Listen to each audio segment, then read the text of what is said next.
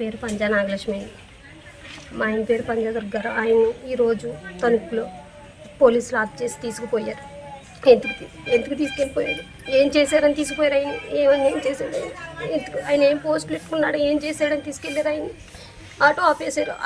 Auto ఆపేసి ఇప్పుడు గంజాయి ఎన్ని కేసులు వేస్తారు. మధ్య తరగతులు మేము ఎలా బతుకుతాం. ఆయన ఏం చేశాడని తీసుకుపోయాడు.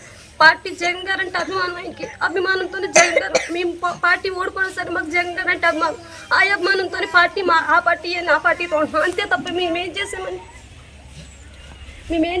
ఆయన తీసుకుపోయి చెప్పండి. మేము పొద్దున్న నుంచి మా పిల్లలతో ఎంత బాధపడుతున్నాము ఎవరికి తెలుసు. అది మాకు జగన్ గారు అంటే అభిమానమే కాదంటలే.